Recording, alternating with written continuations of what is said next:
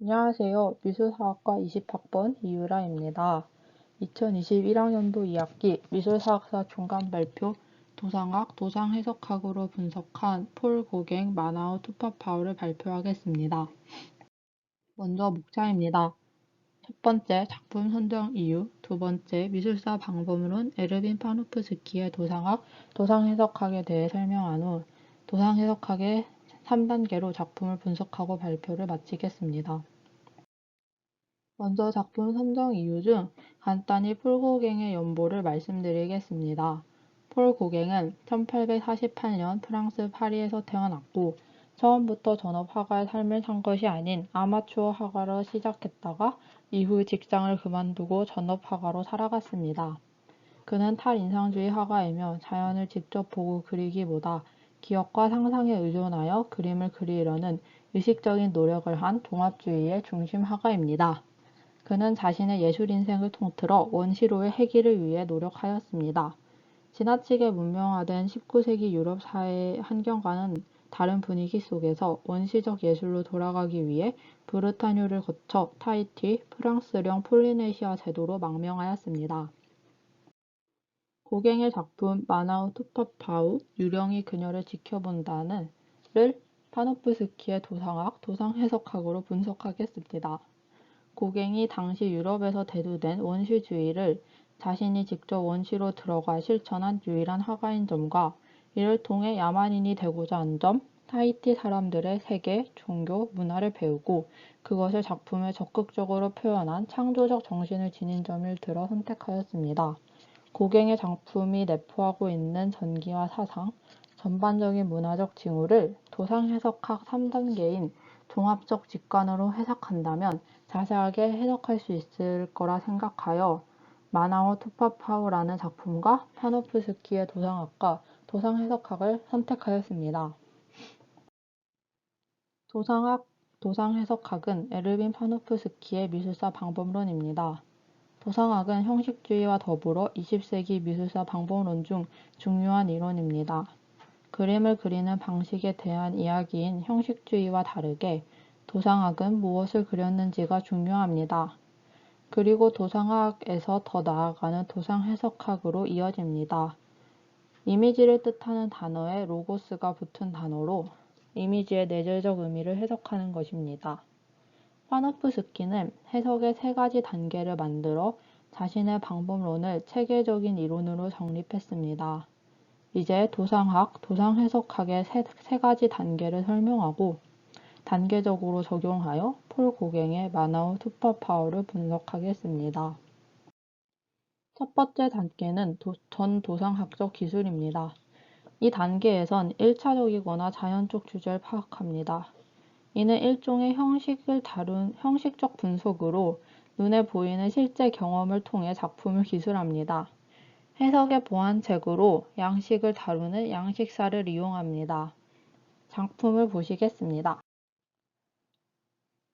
나체의 여성이 침대에 엎드려 있습니다.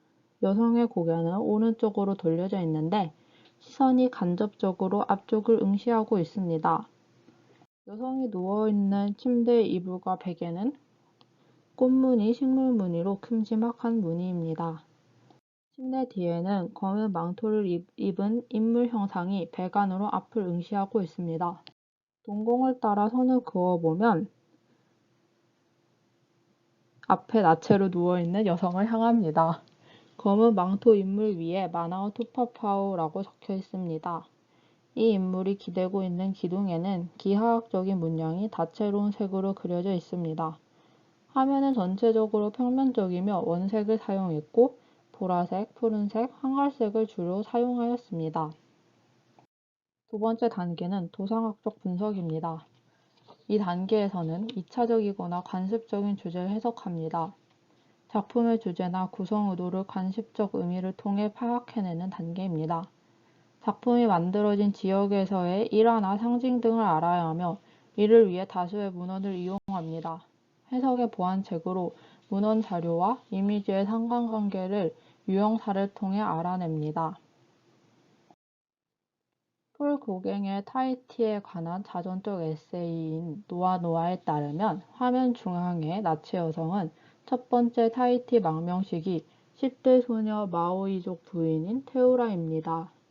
책에는 마나오 투파파우 작품 장면에 대한 고갱의 서술이 있습니다. 그 부분을 읽어드리겠습니다. 어느 날 일을 보러 나갔다가 새벽에야 집에 도착했다. 집에는 불을 밝힐 기름이 거의 없었다. 나는 급히 성냥에 불을 붙였다. 침대에 벌거벗은 채 꼼짝 않고 엎드려 있는 테오라가 보였다. 깜짝 놀란 표정이었다. 내 얼굴이 테오라에게는 투파파우 훌륭이나 악령처럼 보였을까? 그녀는 무엇을 보았을까? 문헌에 따르면 이 장면은 테오라가 새벽에야 들어온 남편 고갱을 보고 놀란 모습을 고갱이 화폭에 옮긴 것입니다. 이를 통해 테오라 뒤에 검은 망토를 쓰고 있는 인물 형상은 마나오 투파파우이며 마오이족 전설 속 죽은 자의 유령입니다. 테오라가 누워있는 이불과 베고 있는 쿠션에는 큼지막한 문양은 이국적 분위기를 표현합니다. 마나오 투파파우가 기대고 있는 기둥의 문양은 이불과 쿠션의 문양과 비슷하지만 다릅니다. 기둥의 문양은 폴리네시아 제도의 타히티, 마오이족 사람들의 타투, 즉 문신 문양과 유사합니다. 마오이족에서 타투는 그들의 문화적 정체성과 신성함을 뜻합니다. 기둥에도 이러한 전통 문양이 있어 고갱에게 타히티 사람들의 전설과 정신, 문화를 알려준 테우라와 함께 작품의 전체적인 분위기를 타히티의 신비하고 신화적인 신성함의 구역으로 설정합니다. 테우라가 화면 중앙에 누워있는 도상은 꽤나 익숙한데 이것은 서구 여성 누드화의 전통을 따른 작품입니다. 다른 점은 인물이 어두운 피부의 원주민 여성으로 바뀌었다는 점입니다. 또한 전통적 누드화의 여성은 관람자와 시선을 마주하지 않습니다. 하지만 눈을 마주하는 여성 누드화는 보다 근대적 여성 누드화입니다. 마나오 투파파우는 에두아르 마네의 올랭피아와 도상 유형이 유사합니다. 가운데 나체 여성과 뒤에 또 다른 인물이 있습니다. 하지만 올랭피아는 창녀이고 테우라는 마오리족 소녀입니다. 고갱은 그림을 오마주하면서 전복시켰습니다. 올랭피아는 관람객을 응시하며 자신의 성적 주체성을 도발적으로 드러냅니다. 마나오 투파파우는 똑같이 관람자를 응시하지만 엎드려 있어 보다 수동적인 성적 주체성을 가집니다. 또한 엉덩이를 보여주는 건 오달리스크 전통과 같이 보다 사적인 성격을 뜻합니다. 이국적인 조형 요소와 이국적인 원주민, 그리고 서구 누드화의 전통을 따르는 이 작품은 이국적인 문화를 잘 이해하고 소화한 서구적 작품으로 보입니다. 세 번째 단계는 도상해석학적 해석입니다. 도상학에서 더 나아가 종합적 직관으로 본래 의미를 파악하는 단계입니다. 혹은 작품의 숨은 내용을 파악합니다. 이러한 작품이 탄생하게 된 환경을 파악하기 위해 시대, 종교, 철학, 국가, 계급 등 넓은 맥락을 다양한 관점과 원리를 이해해야 합니다. 19세기 프랑스는 정치혁명과 산업혁명을 거치면서 격동의 시기를 지나왔습니다. 후반으로 갈수록 유럽은 산업화와 물질주의로 세속화되었습니다. 그럴수록 사회는 종교에서 자유로워졌고 새로운 개인적 자아가 대두되었습니다.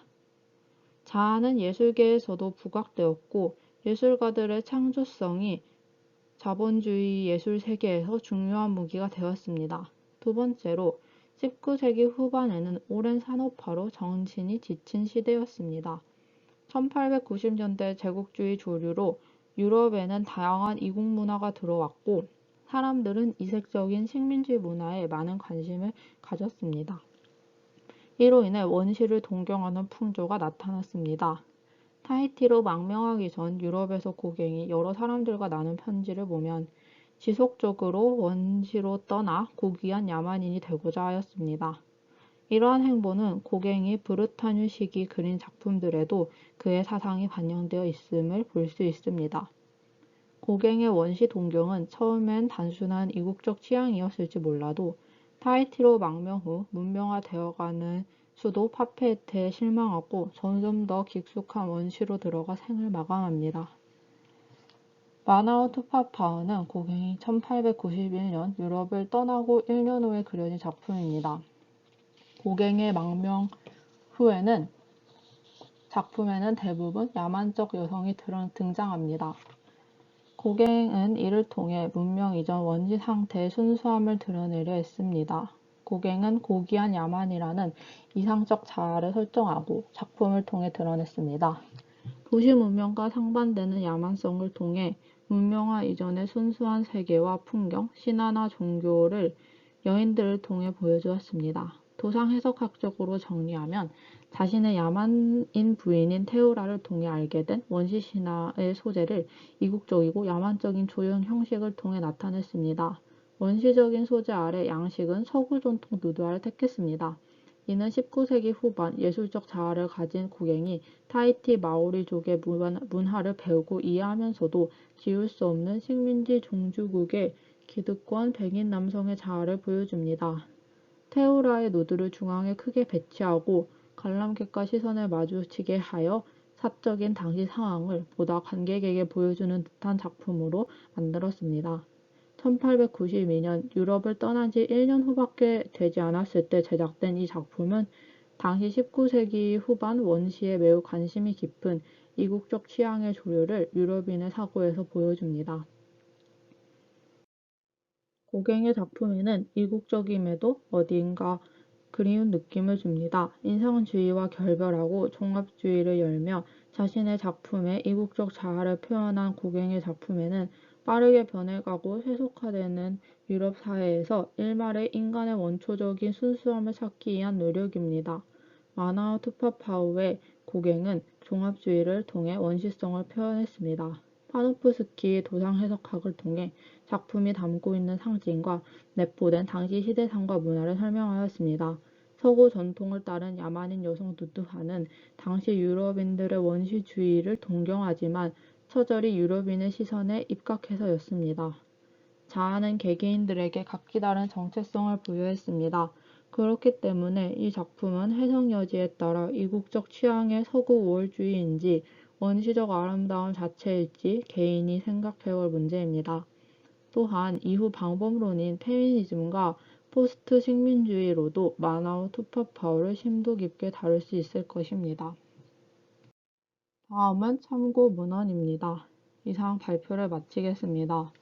감사합니다.